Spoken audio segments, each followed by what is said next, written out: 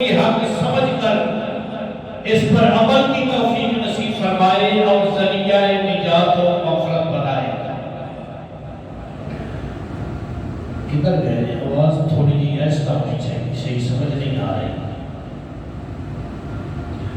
توجہ فرماؤ، ان 3 آیات مبارکہ میں اللہ تعالیٰ نے اپنے محبوب پر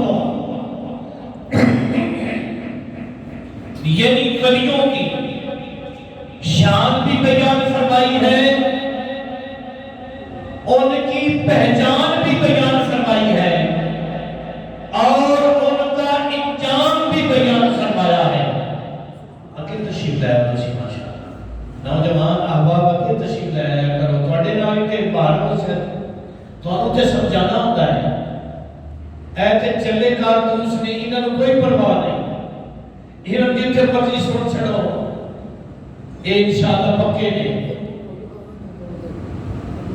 ان 3 آیات مبارکہ میں اللہ تعالیٰ نے اپنے ولیوں کی شان بھی بیان فرمائی ہے، پہچان بھی بیان فرمائی ہے اور ان کا انجام بھی بیان فرمایا ہے۔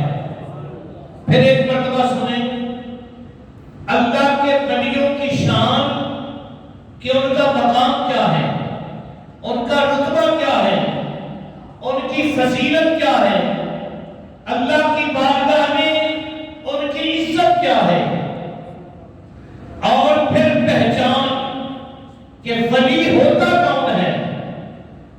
کہیں ہم غلط لوگوں کو ولی تو نہیں سمجھ رہے، اللہ نے پہچان بھی بیان فرما دی کہ ولی کون ہوتا ہے، کس کو ولی سمجھنا چاہیے، اس کی علامات کیا ہے، وہ کرتا کیا ہے، اس کی کتنی ٹانگیں ہوتی ہیں، اس کے کتنے بازو ہوتے ہیں، اس کا لباس کیا ہونا چاہیے، اس کا چہرہ کیسا ہونا چاہیے، اس کا کردار کیسا ہونا چاہیے، اس کا بیٹھنا اٹھنا کیسا ہونا چاہیے۔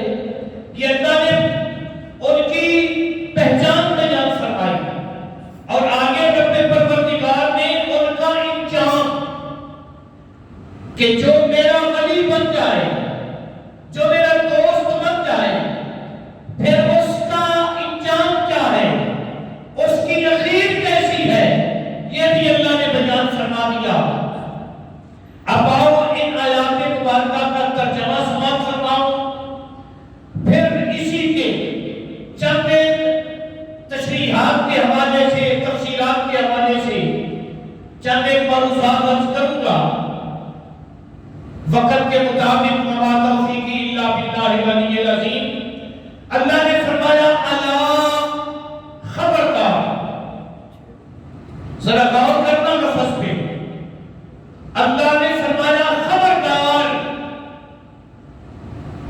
متنبہ فرمایا ان اولیاء اللہ، بے شک جو اللہ کے دوست ہیں، بے شک جو اللہ کے ولی ہیں، بے شک جو اللہ کے مقرب بندے ہیں۔ اب لفظ اللہ پر ذرا غور فرمائیں۔ اللہ نے قرآن پاک میں ہم پر جتنی عبادات فرض فرمائی، کسی سے پہلے لفظ متنبہ نہیں فرمایا، لفظ خبردار نہیں فرمایا، اللہ کا لفظ استعمال نہیں کیا۔ نماز فرض کی، اقیموا الصلاۃ وآتوا الزکاۃ،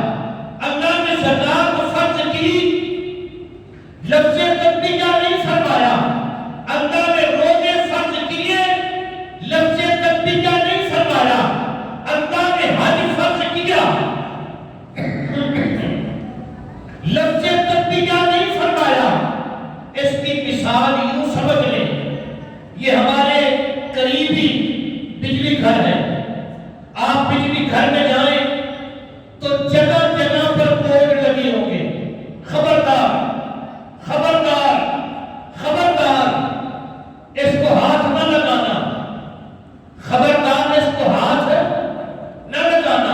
وجہ کیا ہے؟ جن لوگوں نے بجلی گھر تعمیر کیے ان کو پتا تھا کہ یہاں ہر طرح کا بندہ آئے گا، ان پڑھ بھی آئے گا، پڑھا ہوا بھی آئے گا، ان بجلی کے تاروں کو جاننے والا بھی آئے گا، انجان بھی آئے گا، نادان بھی آئے گا، تنا بھی آئے گا۔ اس لیے جگہ جگہ پر نشاندہی کر دی، خبردار ان تاروں کو ہاتھ نہ لگانا۔ وجہ کیا ہے؟ ان میں کرنٹ چلتا ہے، ان تاروں میں کرنٹ چلتا ہے، بجلی خطرناک چیز چلتی ہے۔ اگر ان کو ہاتھ لگاؤ گے تو کیا ہوگا؟ بولو، تار کو ہاتھ لگائیں گے تو کیا ہوگا؟ صرف کرنٹ نہیں لگے گا، جان جائے گی۔ کیا ہوگا؟ جان جائے گی۔ یہ مثال سمجھانے کے لیے دے رہا، اور مثال صرف سمجھانے کے لیے ہوتی ہے۔ تار کو ہاتھ لگائیں گے تو کرنٹ کے ذریعے جان جائے گی۔ یہ خبردار کا مطلب ہے، خبردار مطلع ہو جاؤ۔ ان تاروں کو ہاتھ لگاؤ گے تو جان کا خطرہ ہے۔ فرمایا پھر سمجھ لو، جو میرے یار ہیں، جو میرے ولی ہیں، ان کی شان میں گستاخی کرو گے تو فرمایا ایمان جائے گا۔ ادھر جان جائے گی، ادھر ایمان جائے گا۔ خبردار کا مطلب یہ ہے کہ خبردار، یہ بات ذہن میں رکھ لو، اللہ چونکہ عالم الغیب ہے، اللہ کو یہ پتا تھا، علم تھا کہ کچھ لوگ آئیں گے جو نماز پڑھی پڑھیں گے، روزے پڑھے رکھیں گے، زکاتیں بھی دیں گے، حج بھی کریں گے، لیکن میرے ولیوں کی شان کا اقرار نہیں کریں گے، میرے ولیوں کی گستاخی کریں گے، میرے ولیوں کو نہیں مانیں گے۔ تو رب پروردگار نے اپنے علم کے مطابق فرمایا خبردار، نمازیں اپنی جگہ پر ہیں، زکات اپنی جگہ پر ہے، روزہ اپنی جگہ پر ہے، حج اپنی جگہ پر ہے، جہاد اپنی جگہ پر ہے، وہ کرتے رہو۔ نعرہ تکبیر، نعرہ رسالت، نعرہ حیدری۔ ان میں اگر کمی کوتاہی آ جائے گی تو وہ حقوق اللہ ہے۔ فرمایا میں ان کی کمی کوتاہی برداشت کر دوں گا، کرنی نہیں تم نے، لیکن اگر ڈھونڈے سے کمی رہ جائے گی تو فرمایا وہ میری شان کریمانہ ہے، میں کرم نوازی فرما دوں گا۔ لیکن اگر میرے ولیوں کی شان میں تم گستاخی کرو گے تو پھر تمہارا ایمان ضائع ہو جائے گا، پھر نہ تمہاری نماز قبول ہوگی، نہ روزہ قبول ہوگا، نہ زکات قبول ہوگی، نہ حج قبول ہوگا، نہ جہاد قبول ہوگا۔ اگر میرے محبوبوں، میرے ولیوں کی شرکت تمہارے دماغ میں آ گئی، تمہارے ایمان کا حصہ بن گئی، تو اپنے ان ولیوں کے تصدق سے تمہاری نمازیں بھی قبول کر دوں گا، روزے بھی قبول کر دوں گا، زکاتیں بھی قبول کر دوں گا، حج بھی قبول کر دوں گا، جہاد بھی قبول کر دوں گا۔ اس لیے فرمایا خبردار،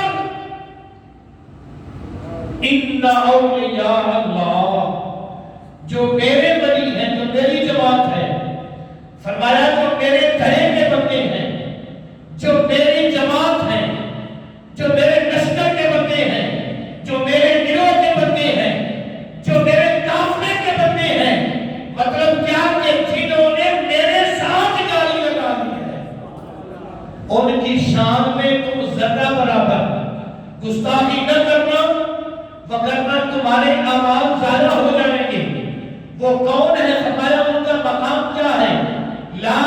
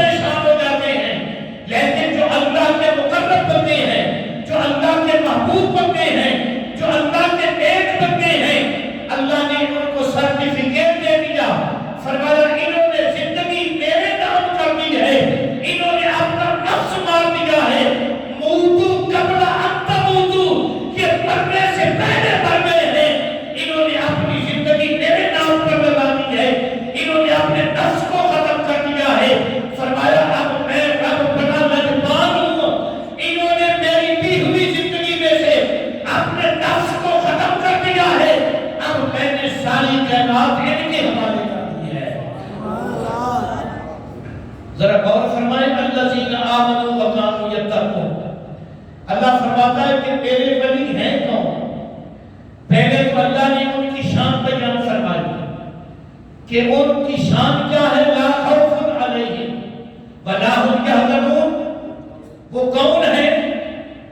آگے سنیں، الذین آمنوا، فرمایا سب سے پہلی علامت ان کی یہ ہے کہ وہ ایمان والے ہیں، ان کا ایمان مضبوط ہے، ان کا عقیدہ مضبوط ہے، ان کا قاعدہ کلیہ مضبوط ہے، ان کے کردار مضبوط ہے۔ فرمایا ان کے عقیدے میں ذرہ برابر فرق نہیں ہے، وہ ان کے سامنے ساری کائنات ان کے مخالف ہو جائے، وہ اکیلے تنہا ہو، جملے پہ ذرا غور کرنا، ان کے مقابلے میں کروڑوں لوگ ہوں، لاکھوں اربوں لوگ ہوں، وہ اکیلے تنہا ہو۔ فرمایا عقیدے کی غرض سے، اعتقاد کی غرض سے ان کو وطن چھوڑنا پڑے، وہ پرواہ نہیں کریں گے، ان کو باپ بچہ قربان کرنا پڑے، وہ پرواہ نہیں کریں گے، ان کو اپنی جان پیش کرنا پڑے، وہ پرواہ نہیں کریں گے، وہ سب کچھ اپنے یار کے نام پر قربان کر دیں گے، لیکن عقیدے کا سودا نہیں کریں گے۔ اگر نہیں اعتبار تو پھر تاریخ اسلام کا مطالعہ کرو، تمہیں حضرت امام حسین جیسا کردار نظر آئے گا، تمہیں حضرت امام حسن جیسا کردار نظر آئے گا، تمہیں حضرت غوث اعظم جیسا کردار نظر آئے گا، تمہیں حضرت داتا علی حجویری جیسا کردار نظر آئے گا، تمہیں خواجہ اجمیری جیسا کردار نظر آئے گا۔ یہ وہ لوگ ہیں جنہوں نے کلمے کی خاطر اپنا تن من دھن وطن سب کچھ اپنے یار کے نام پر قربان کر دیا، لیکن دین کا سودا بچا لیا۔ اللہ نے ارشاد فرمایا الذین آمنوا وکانوا یتقون، یہ ایمان والے ہیں، ایمان کے معاملے میں یہ سودا نہیں کرتے، ایمان کے معاملے میں یہ سودا، بڑی مہربانی، ایمان کے معاملے میں یہ سودا، یہ نہ رشتہ داری دیکھتے ہیں، نہ یہ جائیداد دیکھتے ہیں، نہ یہ وطن دیکھتے ہیں۔ اگر ان کے ایمان کے مقابلے میں ان کا کوئی رشتہ آ جائے یہ پرواہ نہیں کرتے، وگرنہ تاریخ بڑی بڑی ہے۔ حضرت ابراہیم علیہ السلام کا کردار پڑھنے، نبی پاک صلی اللہ علیہ وسلم کا کردار پڑھنے، سرکار کے صحابہ کا کردار پڑھنے، آج بیت نہار کا، اولیاء اللہ کا، یہ سب کردار ہمارے سامنے شیشے کی طرح لگا ہے۔ رب پروردگار نے فرمایا یہ سب کچھ قربان کر دیتے ہیں پر اپنے ایمان کا سودا نہیں کیا کرتے۔ وَكَانُوا يَتَّقُونَ، دوسری علامت ان کی یہ ہے کہ یہ متقی ہوتے ہیں، پرہیزگار۔ پہلی بات تھی ایمان کی، ایمان کا سودا نہیں کرتے، ایمان کا سودا، بات کی سمجھ آ رہی ہے کہ نہیں آ رہی؟ یہ ایمان کا سودا نہیں کرتے۔ اور دوسری بات یہ ہے کہ یہ متقی ہوتے ہیں، پرہیزگار ہوتے ہیں، یہ اہل تقویٰ ہوتے ہیں، ان کو اپنی جان کی پرواہ نہیں ہوتی، یہ ہر وقت اپنے یار سے لو لگا کے رکھتے ہیں۔ عام جو اللہ کے ولی ہیں مومن، ذرا غور کرنا، نفس دو قسم کا ہے۔ نفس کتنی قسم کا ہے؟ دو، ایک برا ایک اچھا۔ برا نفس جو ہے وہ ہمارے اندر ہے، ہم برے لوگ ہیں، ہمارا کردار کوئی نہیں، لیکن جو اللہ والے ہیں تھا نفس ان میں بھی نہیں، لیکن انہوں نے اس کی مخالفت کر کر کے اس کو مار دیا۔ یہ جو سرکار نے فرمایا نا موتو قبل ان تموتو، کہ مرنے سے پہلے مر جا، اس کا مطلب یہ نہیں کہ خودکشی کر لے، نہیں، اس کا مطلب یہ نہیں کہ کسی ہتھیار سے اپنے آپ کو قتل کر لے، نہیں، بلکہ اس کا مطلب یہ ہے کہ جو تیرا نفس تیرا نفس تجھے کہے کہ حرام کاری کر، تیرا نفس تجھے کہے حرام کھا، تیرا نفس تجھے کہے سود کھا، تیرا نفس تجھے کہے رشوت کھا، تیرا نفس تجھے کہے شراب پی، تیرا نفس تجھے کہے کہ ناجائز چیزوں کی طرف قدم اٹھا، ہاتھ بڑھا، سامان چلا، آنکھیں اس طرف لے کے جا، فرمایا جب تو ان پر عمل کرے گا ظاہری طور پر تیرے نفس کو تسکین پہنچے گی، تیرا نفس موٹا ہوگا جب تو ہر کام نفس کے کہنے پر کرے گا، یعنی تیری نظر اٹھی آگے کوئی عورت جا رہی ہے غیر محرم ہے، تیری نظر نے اس کا پیچھا کیا، ظاہری طور پر تجھے تسکین پہنچی، تو نے اس کے حسن و جمال کو دیکھا، تیرا نفس موٹا ہوتا گیا اور تیری نظر اس کا پیچھا کرتی گئی، پھر تیرے قدم اٹھے اس کے پیچھے چل پڑا، پھر تو نے ہاتھ درازی کر دی، تو نے ہاتھ بڑھا دیا، زبان بھی بڑھا دی، فرمایا یہ نفس ہے تیرا، اس کی تو تابع کاری کر رہا ہے، یہ موٹا ہو رہا ہے، حتیٰ کہ ایک دن نفس کے مقابلے میں ہے روحانیت، فرمایا ایک دن آئے گا تیری روحانیت بڑھ جائے گی، تیری روحانیت کمزور ہو جائے گی، تیرا نفس موٹا ہو جائے گا، جب روحانیت بڑھ جائے گی تو پھر تو قبر میں جائے گا تو مردہ ہوگا، جس طرح دنیا میں مردہ تھا اسی طرح قبر میں مردہ ہو جائے گا، لیکن دوسری طرف کیا ہے؟ آدھی رات کو لوگ سوئے ہوئے ہیں، آدھی رات کو لوگ سوئے ہوئے ہیں، رات پڑے تھے بے دردانوں نیند پیاری آوے، رات پڑے تھے بے دردانوں نیند پیاری آوے، درد مندانوں یاد سجن کی ستیاں آن اٹھاوے۔ پھر کیا ہوتا ہے آدھی رات کو جب زمانہ، ہم تو سوتے ہی آدھی رات کے بعد ہے نا، ساری رات گپیں چل رہی ہیں، موبائل چل رہا ہے، فلمیں چل رہی ہیں، ڈرامے چل رہے ہیں۔ آقا کریم علیہ السلام کی عادت کریمانہ تھی، سرکار عشاء کی نماز پڑھ کے کسی سے بات نہیں کیا کرتے تھے کثرت سے، یہ معمول تھا، صحابہ کو بھی یہ حکم دیا، عشاء کی نماز پڑھی اور سو گئے، صبح جلدی اٹھے۔ اب سنو نفس اور روحانیت کیا ہے، جن کی روحانیت مردہ ہو گئی وہ کیسے مردہ ہوئی؟ ہم نے خود مردہ کی، ہم نے برے کاموں کو اپنے سینے سے لگا لیا، ہر برا کام ہم نے کیا، روحانیت ختم ہو گئی، نفس موٹا ہو گیا، جسم ظاہری طور پر جاندار ہو گیا، جسم میں ظاہری طور پر قوت آ گئی، لیکن روحانیت ختم ہو گئی۔ ادھر کیا ہے ذرا غور فرمانا، صبح جب لوگ سوئے ہوئے ہیں تہجد کے وقت، جس نے اس سے لگائی ہوئی ہے وہ اٹھا، اس نے بستر کو چھوڑ دیا، بستر کو چھوڑ دیا، اٹھا، طہارت کیا، وضو کیا، غسل کیا، پاک صاف کپڑے پہنے اور اپنے یار کے نام پر مصلی بچھا دیا، تہجد پڑھی۔ یہ بات بڑی قابل غور ہے عملی طور پر، تہجد پڑھی، 8 رکعت یا 12 رکعت پڑھ کے وہی مصلی پہ بیٹھا رہا، ہاتھ میں کیا ہے؟ تسبیح ہے، تسبیح پر پڑھ رہا ہے آمینہ کے لال کی ذات پر درود و سلام۔ اب درود و سلام اختصار سے میں سماعت کرنا، جو محبت والے لوگ ہیں ان کا درود شریف تو ڈائریکٹ سرکار کی بارگاہ میں پہنچتا ہے، جو محبت والے لوگ ہیں ان کا پڑھا ہوا درود شریف تو ڈائریکٹ پہنچتا ہے، اور جو گناہگار ہیں ہم جیسے کمزور لوگ ہیں ان کا فرشتے پہنچاتے ہیں۔ ان کا کون پہنچاتا ہے؟ محبت سے ذرا فرشتے، کس طرح؟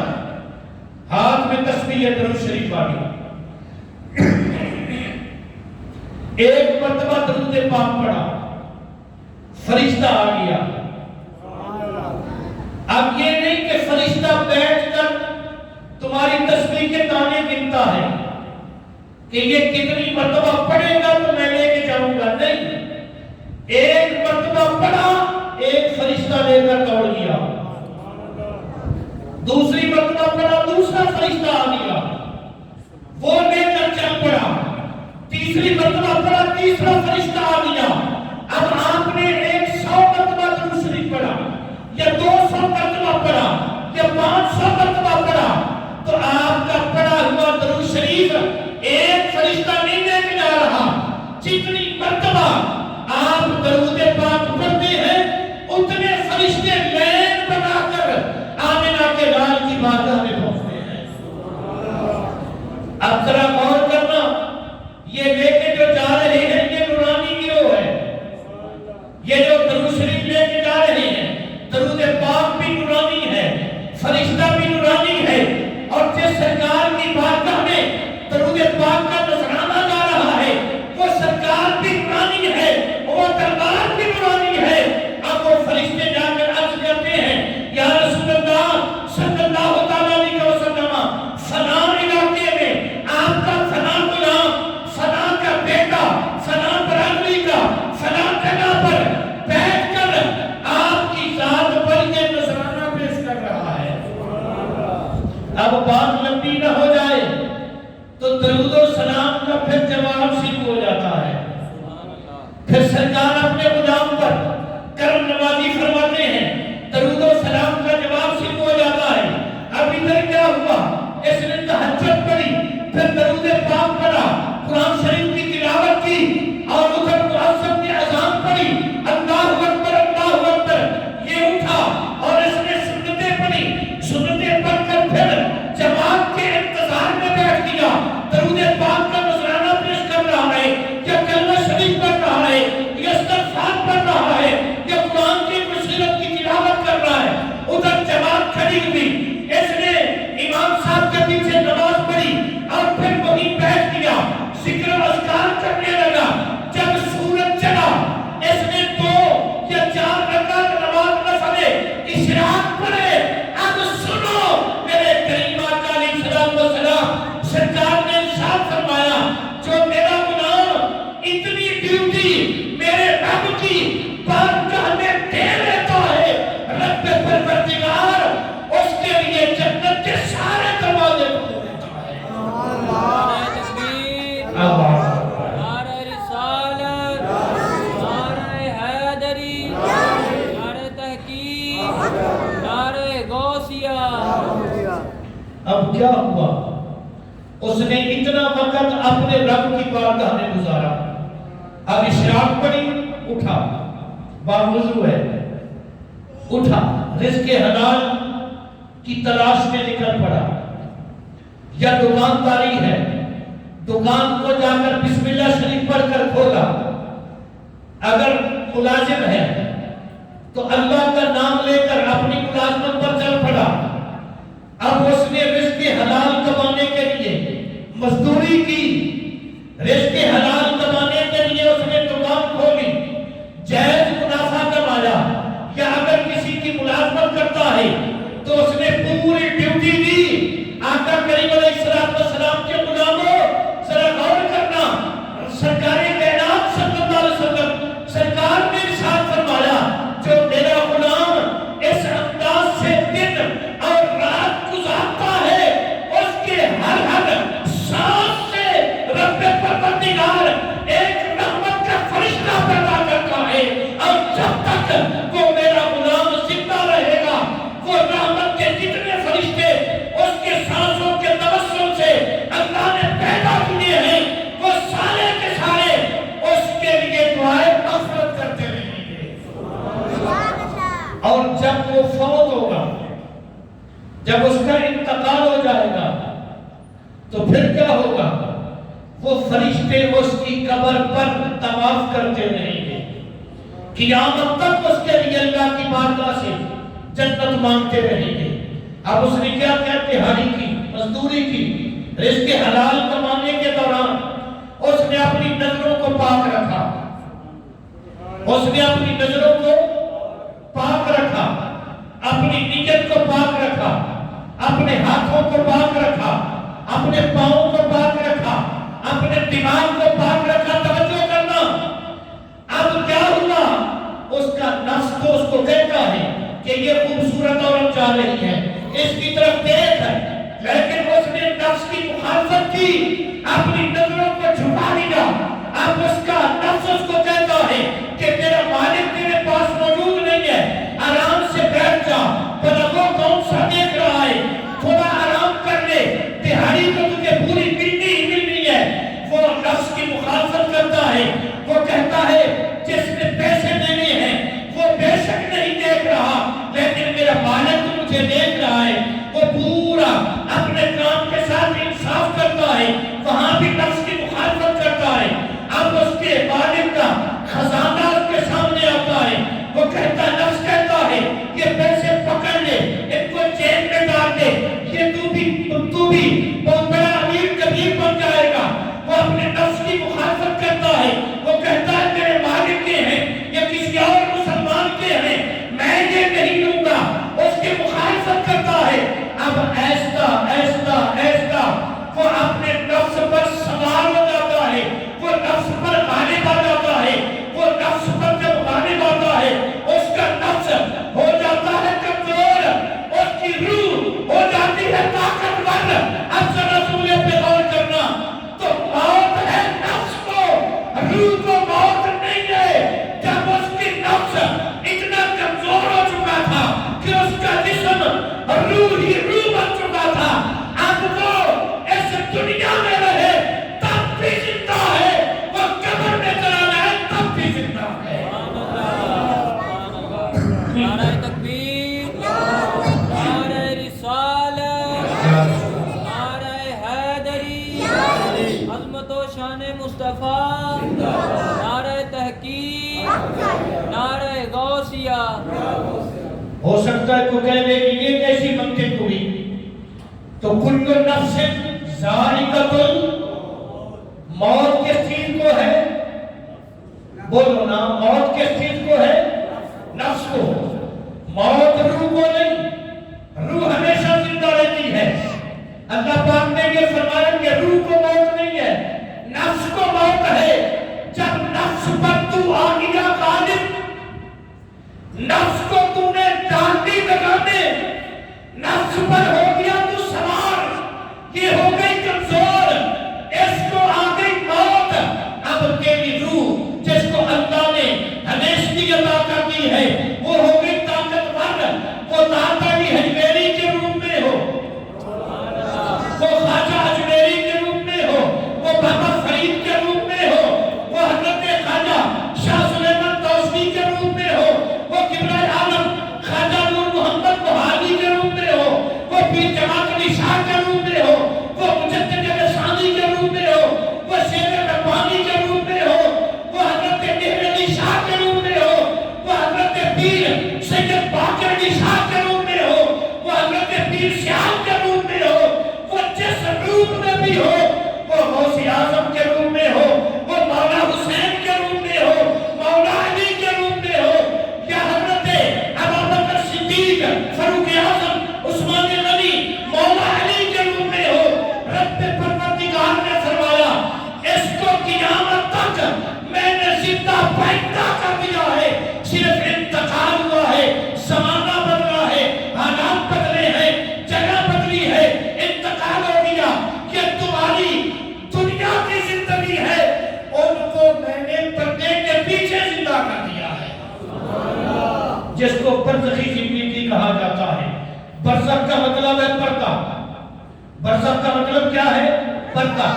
وہ پردے کے پیچھے ہیں، جن کو تم سمجھ نہیں سکتے، وہ مرے نہیں، جس طرح ہم کہتے ہیں کہ مر گئے، وہ مرے نہیں، وہ تو اس زندگی میں، اس دنیا میں موتو قبل ان تموتو ہو چکے تھے، وہ یہاں ہی انہوں نے اپنے نفس کو مار دیا تھا۔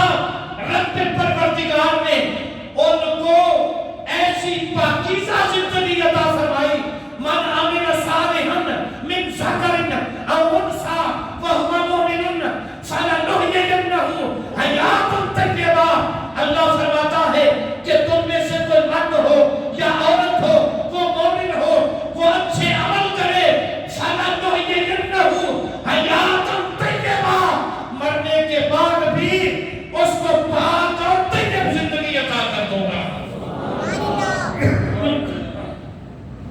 ایک بندہ اللہ کے نام پر کٹ گیا جہاد بالسیف سے، ایک ہے جہاد بالسیف، ایک ہے جہاد بالنفس۔ جو جہاد کے سیف ہے وہ چھوٹا جہاد ہے۔ جب صحابہ کرام بدر سے واپس پہنچے نا مدینہ شریف، تو آقا کریم علیہ السلام نے فرمایا میرے صحابہ آؤ اب جہاد اکبر کی طرف چلیں۔ صحابہ نے عرض کیا یا رسول اللہ ہم چاندوں کے نذرانے لے کر گئے تھے، تو آپ فرما رہے ہیں کہ اب تم جہاد اصغر کی طرف سے آئے ہو، جہاد اکبر کی طرف لوٹ جاؤ۔ اس کا مطلب کیا ہوا؟ سرکار نے فرمایا وہ تلواروں کے آگے جانوں کے نذرانے پیش کرنا وہ جہاد اصغر ہے، اور رب کی بارگاہ میں اپنے آپ کو جھکا دینا یہ جہاد اکبر ہے۔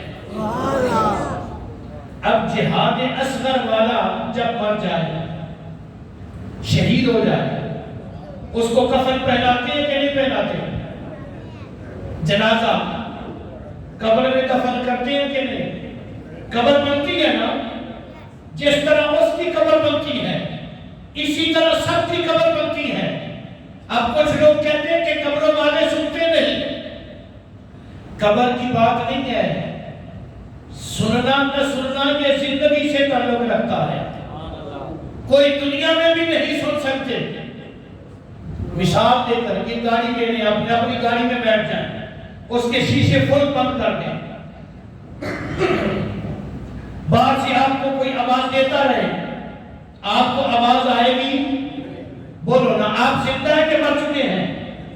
پھر گاڑی میں بیٹھے ہیں، گاڑی کے شیشے مکمل بند کر دیں، تو باہر سے آپ کو کوئی بندہ آواز دے، آپ سن نہیں پا رہے، کیا آپ مر چکے ہیں؟ مردہ ہے تو نہیں سن پا رہے، بھئی زندہ ہے سن نہیں رہے، وجہ کیا ہے؟ وجہ یہ ہے کہ ایک پردہ درمیان میں آ گیا ہے، یہ تیرے اور میرے لیے پردہ ہے، ہم سب کے لیے پردہ ہے، ہم نہیں سن سکتے، لیکن جو اہل اللہ ہے، جو اولیاء اللہ ہے، ان کے لیے رب پروردگار نے یہ قانون بنا دیا ہے، فرمایا وہ اس دنیا میں ہوں تب بھی، وہ آخرت میں چلے جائے تب بھی، عالم برزخ میں چلے جائے تب بھی۔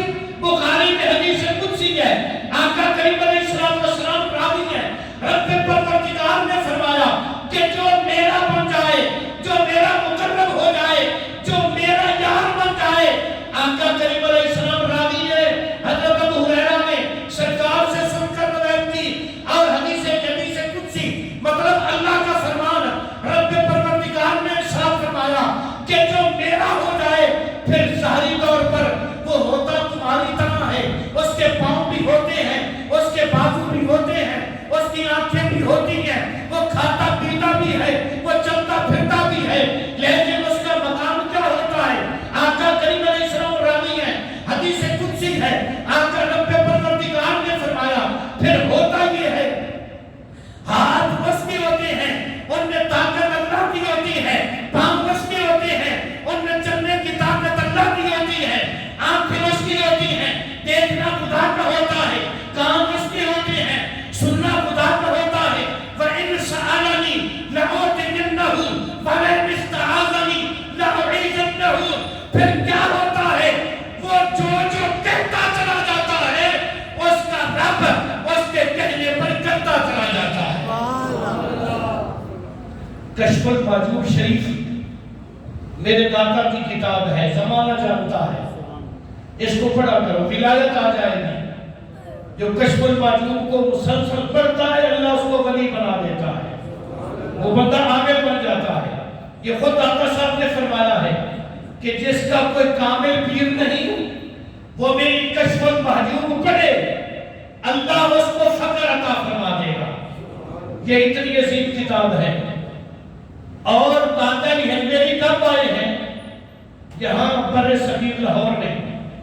4 ہجری میں، 4 ہجری میں آپ تشریف لے آئے ہیں، آپ کی پیدائش 3 ہجری میں ہوئی ہے۔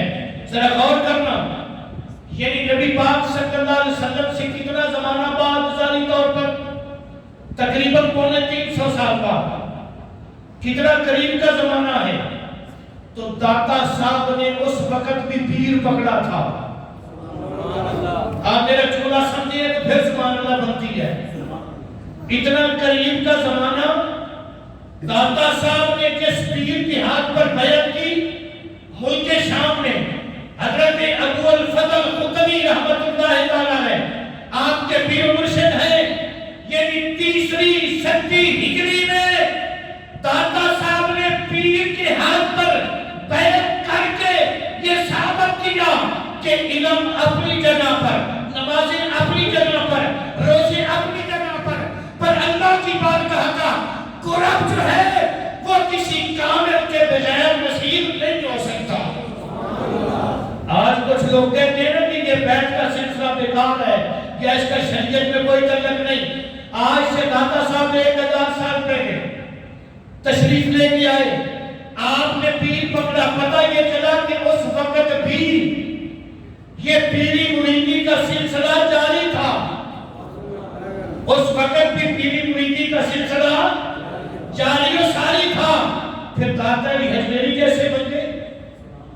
اللہ اکبر، جنہوں نے کئی سال مسلسل سیاحت میں گزارے اور ان کی سیاحت یہ نہیں ہوا کرتی تھی کہ یہ جہاں زلزلے آئے، جہاں سیلاب آئے، وہاں ہمارے وزیر پہلے الیکشنوں میں مصروف تھے. ادھر سیلاب آ رہا ہے، ادھر وزیر صاحب نکل رہے ہیں. نہ کپڑے ہیں جسم پر، نہ جنابے پردہ ہے جسم پر. یہ ہماری زندگی ہے، ان لوگوں کی زندگی نہیں. آپ نے سال ہر سال اللہ کے ولیوں کے مزاروں پر گزارے یا پھر جنگلوں میں اللہ کرتے گزار دیے. آپ حضرت بلال پاک کے روزے پر تشریف لے گئے. حضرت بلال حبشی رسول پاک صلی اللہ علیہ وسلم کے محسن عاشق آپ کے روزے پر تشریف لے گئے. آپ فرماتے ہیں میں رات کو عشاء کی نماز کے بعد ایک دیوار کے ساتھ ٹیک لگا کے بیٹھا، میری آنکھ لگ گئی. ظاہری طور پر یہ سر والی آنکھ بند ہو گئی اور دل والی بیدار ہو گئی. آپ فرماتے ہیں کہ میں نے اپنے آپ کو دیکھا کہ میں باب شیبہ یعنی حرم کعبہ میں موجود ہوں اور آقا کریم علیہ السلام باب شیبہ سے تشریف لا رہے ہیں. میں اٹھا دوڑا، نبی پاک کے قدم بوسی کی، سرکار کے قدموں کو چوما. آپ فرماتے ہیں میں نے دیکھا کہ نبی پاک کی بغل مبارک میں ایک بابا بوڑھا اس طرح سرکار نے اٹھایا ہوا ہے جس طرح بندہ بچے کو اٹھاتا ہے. آپ فرماتے ہیں میں نے نبی پاک کی قدم بوسی کی اور پھر سرکار نے میرے دل پر ملاحظہ فرما کر میں نے پوچھا نہیں یا رسول اللہ یہ کون ہے، چونکہ میرا نبی دلوں کی دھڑکنیں جانتا ہے. آپ فرماتے ہیں میرے دل کی کیفیت کو سرکار نے مشاہدہ فرما کر فرمایا علی حجویری پریشان نہ ہو، یہ بابا تیرا امام ابو حنیفہ میرا دیوانہ ہے. امام اعظم ابو حنیفہ رضی اللہ تعالیٰ. آپ فرماتے ہیں میں نے اس خواب کی تعبیر یہ کی کہ جس طرح آقا کریم علیہ السلام سرکار کی زندگی مصفہ بے عیب معصوم ہے، اسی طرح جس بندے کو نبی پاک صلی اللہ علیہ وسلم نے اپنی بغل میں اٹھا کر میرا امام قرار دیا ہے، اس کو بھی نبی پاک صلی اللہ علیہ وسلم نے پاس کر دیا ہے. اس لیے کہ ایسا اہل سنت کو اللہ نے امام عطا دیا ہے کہ جس کی زندگی پر مہر زہرا کے بابے میں لگائی ہوئی ہے. اور آپ کے پیر و مرشد حضرت ابو الفضل رحمت اللہ تعالیٰ علیہ آپ فرماتے ہیں، حضرت داتا علی حجویری فرماتے ہیں، کشف المعجوب میں لکھا ہے کہ ایک مرتبہ میں بیمار ہو گیا. اپنے پیر کے پاس رہ رہا تھا، بیمار ہو گیا. ایک حکیم کے پاس گیا تو اس نے مجھے کہا کہ کل صبح آپ فلاں درخت کے پتے لے آنا، اس وقت لے آنا جب ان پر اوس پڑی ہو، تریل وہ پتے لے آنا، میں آپ کو دوائی بنا دوں گا. آپ فرماتے ہیں میں صبح صبح اٹھا، نماز پڑھی، نماز پڑھ کے اس درخت کے پاس پہنچا. پتے اونچے تھے. آپ فرماتے ہیں میں درخت کے اوپر چڑھ گیا پتے لینے کے لیے. بات بڑی قابل توجہ ہے. جب میں اوپر چڑھا درخت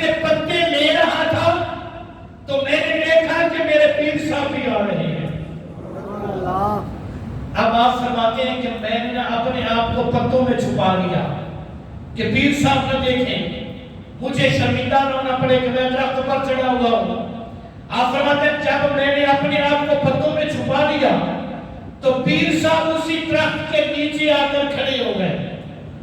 غور ہے آپ کا، توجہ ہے میری طرف۔ جب پیر صاحب اس کے نیچے آئے تو آپ فرماتے ہیں کہ میں نے اور اپنے آپ کو سنگیڑ لیا تو پیر صاحب کو میں نے دیکھا کہ اس وقت آپ عام حالت میں نہ تھے، روحانیت پڑی ہوئی تھی اور آپ اپنے رب سے باتیں کر رہے تھے اور کیا کہہ رہے تھے؟ یا اللہ تجھے پتا ہے میں نے اپنی زندگی میں اپنی ذات کے لیے تجھ سے کچھ نہیں مانگا، کبھی نہیں مانگا۔ آج کتنے مہینے ہو گئے ہیں میں نے کچھ نہیں کھایا، آج تیری بارگاہ میں التجا کرتا ہوں مجھے ایک درہم دے دے تاکہ یہ میری جو حجامت بڑھ گئی ہے نا یہ اگر اور بڑھ جائے گی تو پھر سنت قتل ہو جائے گی، نبی پاک کی سنت کی مخالفت ہو جائے گی۔ اب بال اتنے بڑھ گئے ہیں، ایک درہم کی ضرورت ہے میں تاکہ سنت کے مطابق اپنے بال کٹوا لوں۔ حضرت دادا بھی حجویری فرماتے ہیں کہ یکدم میرے شیخ نے کیا کیا، اس درخت کا ایک پتا اس پر ہاتھ رکھا تو اللہ نے سارے درخت کو سونا بنا دیا، وہ سارا درخت سونے کا بن گیا۔ اب آپ نے ایک پتا توڑا اور پتا توڑ کر جب دیکھا، اب اگر آخری جملہ جو ہے وہ اور والا ہے، جب پتا دیکھا تو وہ سونے کا بن چکا تھا، وہ پتا پھینک دیا اور کہنے لگے اس کا مطلب یہ ہے کہ ہم بات بھی نہیں کر سکتے، اس کا مطلب یہ ہے کہ ہم بات بھی نہیں کر سکتے، تیری بارگاہ میں شکایت کی تو نے درخت کو سونا بنا دیا، مجھے تو یہ نہیں چاہیے تھا، میں نے تو صرف اتنا التجا کیا تھا ایک درہم دے دے تاکہ سنت کے مطابق اپنی حجامت کروا سکوں۔ حضرت دادا علی حجویری رضی اللہ تعالیٰ عنہ آپ فرماتے ہیں قسم خدا اس دن سے لے کر مرتے دم تک ساری زندگی اپنی ذات کے لیے کبھی بھی سوال نہیں کیا،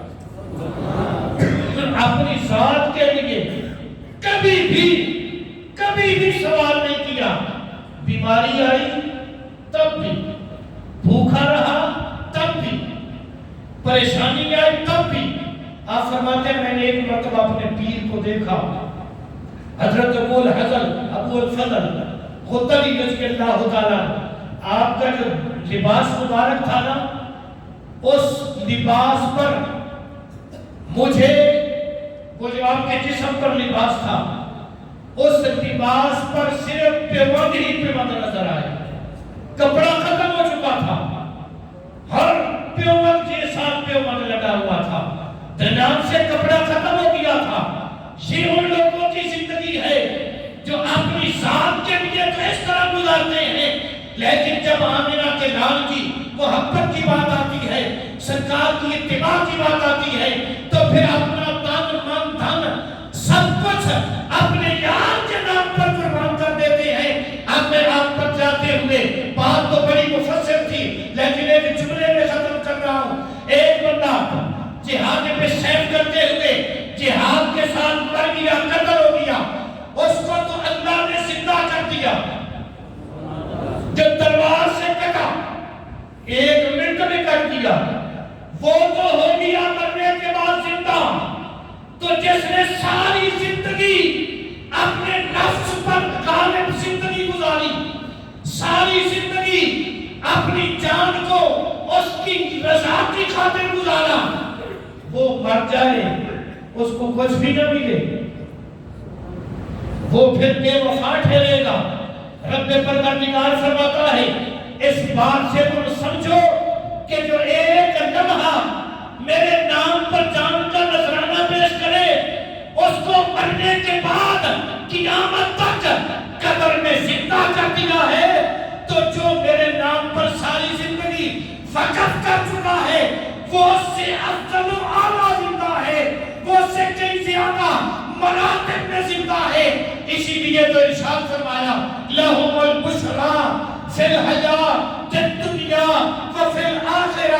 فرمایا ان کے لیے اس دنیا میں بھی خوشخبری ہے اور مرنے کے بعد اگلی زندگی میں بھی خوشخبری ہے۔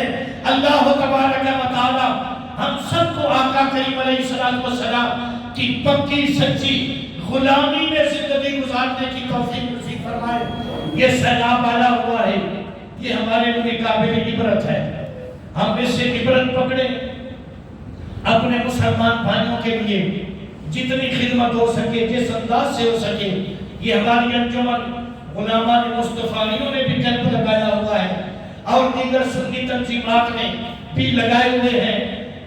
تمام احباب ان کے ساتھ تعاون فرمائیں، زیادہ سے زیادہ جتنا بھی ہو سکے توفیق کے مطابق کپڑے، پیسے، مال، کھانے پینے کا سامان ان کو مہیا کریں تاکہ وہ مسلمان ہماری اس امداد سے صحیح معنوں میں زندگی گزار سکیں۔ ان سیاستدانوں پر کوئی بھروسہ نہیں۔ کوئی کہتا مجھے 5 ارب روپیہ 1 گھنٹے میں اکٹھا ہوا، 5 ارب اگر ان پر لگایا جائے تو یہ سونے کے محل بنا دیں۔ 5 ارب کہنا زبان سے آسان ہے، 5 ارب کوئی ایسے ہی آتا تھا، ادھر پھر کئی ملکوں سے آ رہی ہیں کرنے، وہ سب اپنے اندر جا رہا ہے۔ ان کے پاس اگر مدد پہنچے گی تو صرف آپ کی پہنچے گی۔ میں آپ کو دعوے سے کہہ رہا ہوں، سیاستدانوں کی کوئی مدد نہیں پہنچے گی، یہ صرف ہیلی کاپٹروں سے تصویریں اتروائیں گے، ٹی وی پر بیٹھ کر نعرے ماریں گے، مال اندر۔ آپ کا مال ان کو پہنچے گا، آپ کی خدمت ان کو پہنچے گی۔ یا ہماری افواج پاکستان، آپ جا کر دیکھیں، وہاں یہ نہ سمجھنا کہ میں کوئی سیاسی بات کر رہا ہوں، سنی تحریر دیکھیں، لبیک یا رسول اللہ، لبیک پاکستان، دعوت اسلامی، الحمدللہ ہمارے نوجوان جتنے ہیں لبیک کے ہیں، سنی تحریر کے ہیں، دعوت اسلامی کے ہیں، وہ اس وقت مصروف عمل ہیں، وہ ان کے ساتھ شانہ بشانہ اپنی زندگیاں ان کے نام پر لگا رہے ہیں۔ اس لیے ان کے ساتھ تعاون کریں، یہ آپ کے دکھوں میں کام آنے والے ہیں، یہ آپ کے غموں میں کام آنے والے ہیں۔ اللہ ہم سب کو آقا کریم علیہ السلام کی امت سے پیار کی توفیق عطا فرمائے۔ آخر دعوانا ان الحمدللہ رب العالمین۔